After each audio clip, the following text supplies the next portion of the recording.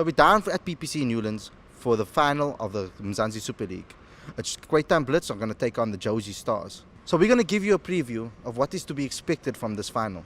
It's going to be an amazing clash. Obviously the inaugural tournament, and I brought here Simon Lewis and Alistair Fraser, and we're going to talk about the whole tournament and a little bit about the final. So the pre-business end of the competition has ended, and we know that Jozi Stars has dominated with regards to run scoring. So Jozi Stars obviously have been one of the favourites throughout the tournament. What do you think has been key to their success this season? Their openers, Reza Hendricks has been fantastic. I've enjoyed obviously Ryan Reckleton. They had Chris Gale for a short while, so they've had some good run scorers there. Obviously I've enjoyed Rabada's bowling. He's been phenomenal. Even on this ground here, he played fantastically when they beat the Cape Town Blitz. Yeah. It was a comprehensive win. 1 point behind, on the logs, 29 points. They were close. The final could have been in Joburg.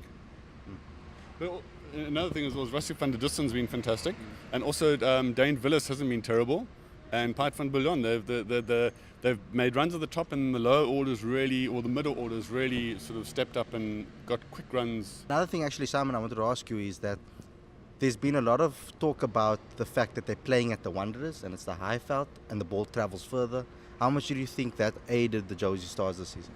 I think obviously it helps them a lot to get good runs, to get a bit of confidence in the ball coming on nicely. So that would have helped them, but they play half their games at home, half away. So the visitors, they all know most of the grounds pretty well. So it's obviously given them a bit of help. I think someone like the Durban Heat, they've obviously struggled because of their conditions and the weather. But yeah, obviously the Stars, it's helped them. It'll be interesting to see what they do here at Newlands. Or they did well at Newlands earlier in the season. Yeah. So that's the next point. The next point that I wanted to make is the two teams that disappointed the most this season, and I know that both of you guys picked the two teams that that actually underperformed this season. No, but Johnny come late. Okay, so let's talk about Durban Heat. I'm going to ask you, Alistair, about Durban Heat. I mean, on paper, they looked as one of the most dangerous teams in this tournament, and this ended up being at the bottom of the log. Yeah, I feel that they didn't click. They didn't really have any momentum, and they seemed to, at the end of the competition, the league stages, they started to get wins, but it was a little bit too late. But yeah, like I say, there wasn't much cohesion, and they didn't seem to gel as a team. Yeah.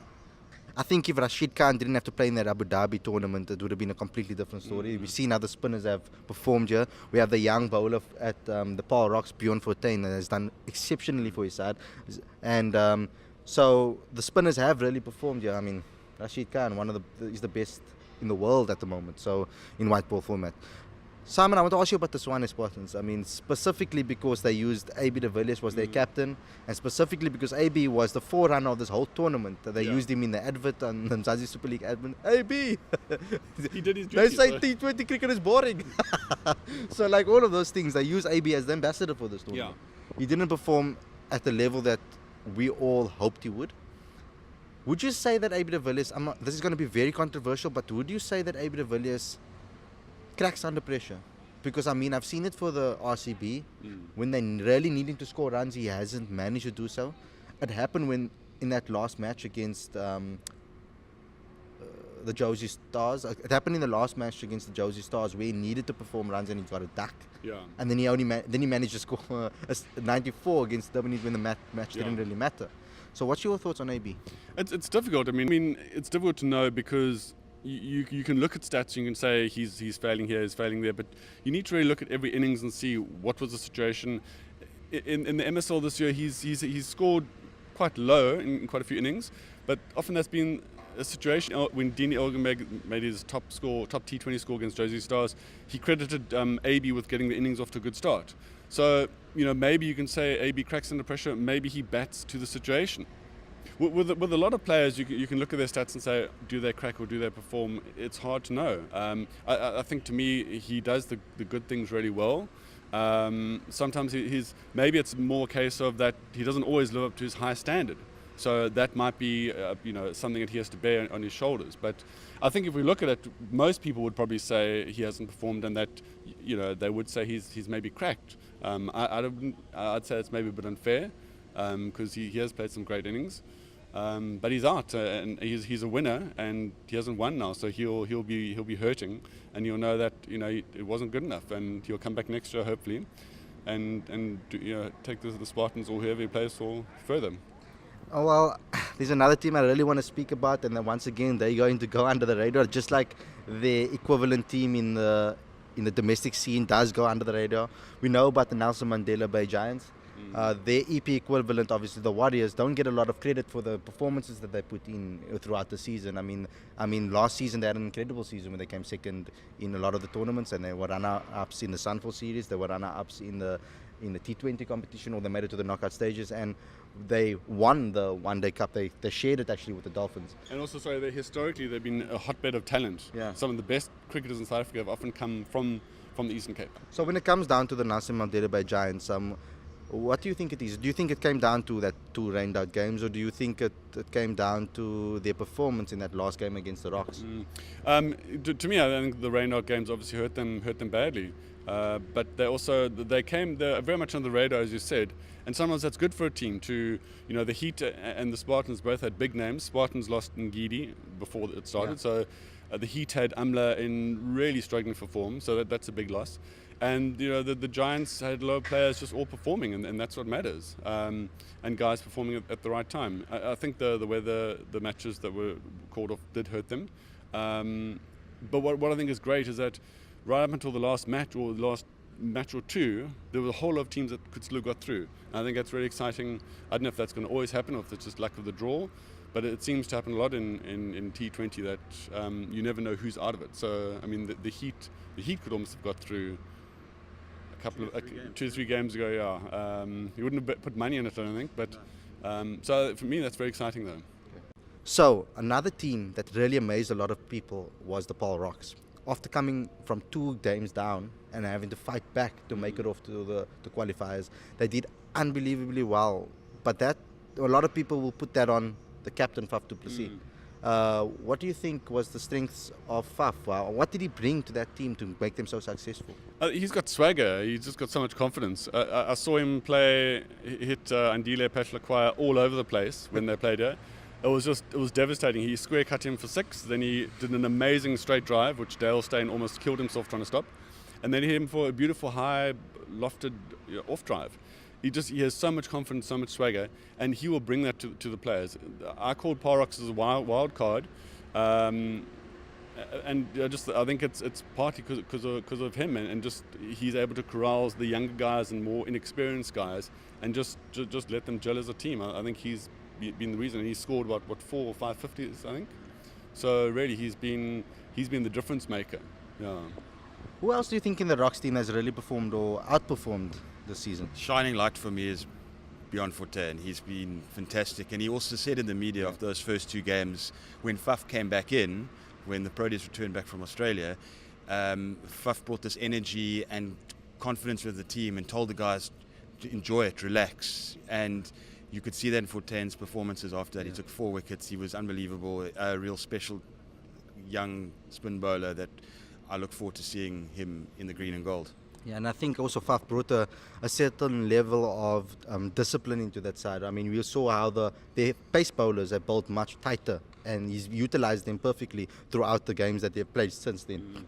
There's another factor as well. He's a Proteas skipper, and also the players are all maybe wanting to play up for him, so which is a good thing. They're wanting to put themselves in the window, so that also maybe helped to raise them as well. But you could say the same thing with AB de Villiers. People would want to play well around AB because of who he is. So it's not necessarily a special benefit, but I think it maybe added to just Faf who he is, added to the Rocks' success. Yeah, it was also great seeing how David Vivhisa performed, because Faf had that type of player, experienced T20 campaigner. He's playing in England. He can throw the ball to him, bowl a few overs. He took a fantastic catch, and I think that's the kind of dynamic they had in that team. So we can't go through this whole preview and not mention the best team that possibly in this tournament, and that's the Cape Town Blitz, who made it straight into the home final and booked the home final here at Newlands. What do you think was key to the makeup of the side and to make them so successful, especially in the beginning of the tournament when they didn't have the likes of Quinton de Kock and Andile Pashlakwaya of Van Beerden because of their travels in Australia and their ODI series in Australia? What do you think made it key for the side?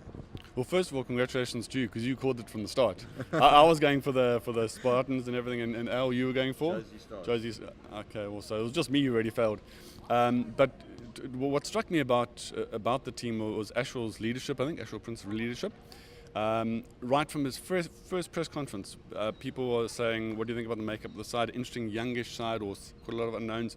And he said they've structured the team around making sure there's as little disruption for players coming away as possible, going away to other tournaments. And I think just the makeup of the squad, he was very canny, he knew what he wanted to do, and he just built the right team, and the guys just went out and performed one after another. There were obviously some standout players, but there was just obviously the management and all the preparations, the guys were just constantly, there's always a guy performing. So I think it's that team spirit and that unity, which a lot of it must go down to Ashwell. Yeah, I want to bounce off that. I also agree Ashwell's been fantastic, been able to gel that team. He's had Dale Steyn and De Kock coming in, been able to gel them in, and De Kock's been amazing. We were saying off air, I think he's our number one player in South Africa in white ball. So he's been great. Obviously Dale Steyn's he's been running around like an 18-year-old, and that shows with the leadership within the Blitz setup. Well, I got an amazing chance yesterday to spend the day with the Blitz and watch them train from a full training session.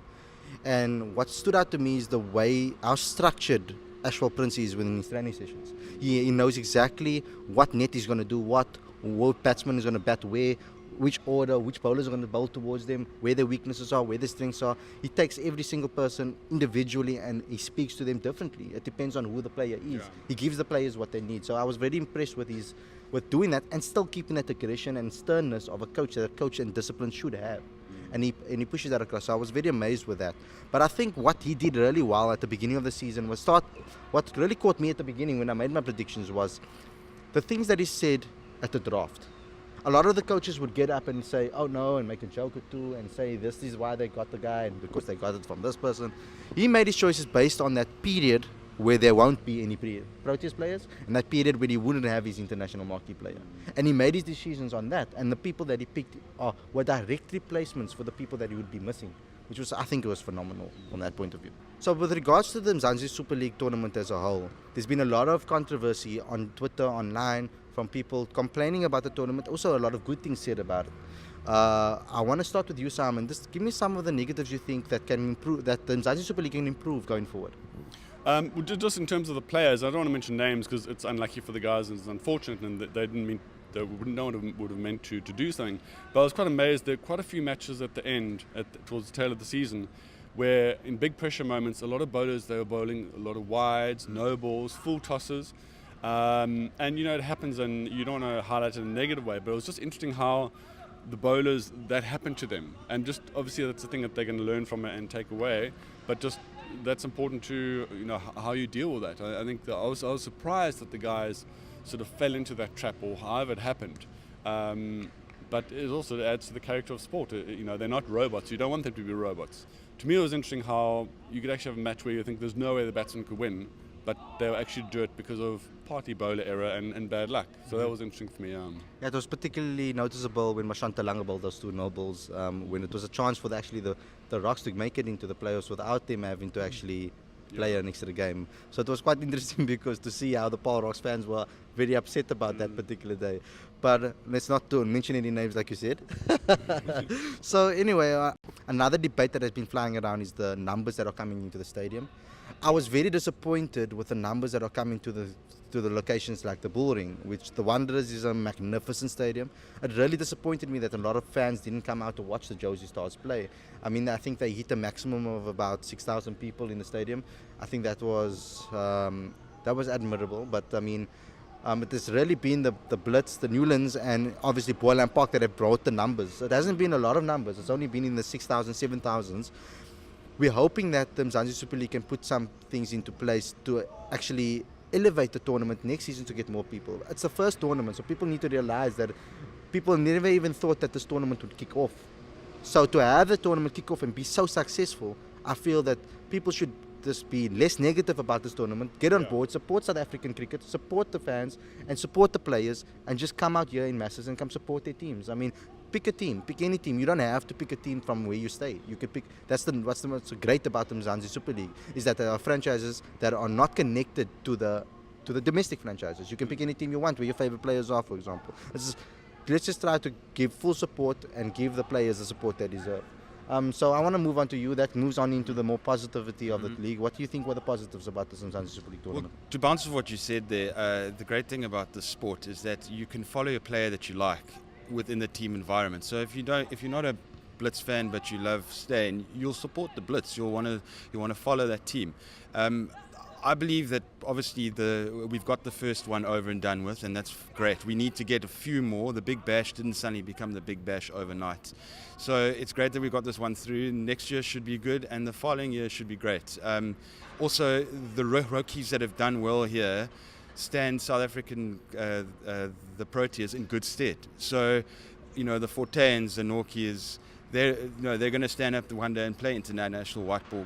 In that scene. So, yeah, I mean, it's been great. I'm happy about it, and it's a breath of fresh air. Yeah. And we've seen this, and they've been rewarded.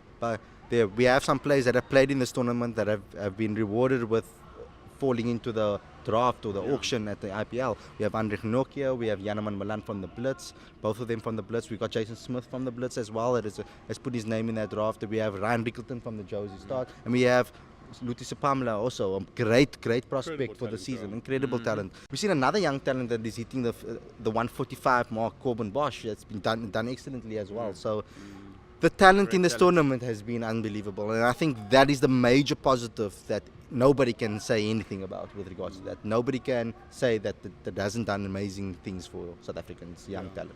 I think definitely. I mean, to me, one of the biggest things that to come out of the MSL is that hopefully the Q word maybe gets dissipated a bit, that people stop talking about quotas, which makes me sick.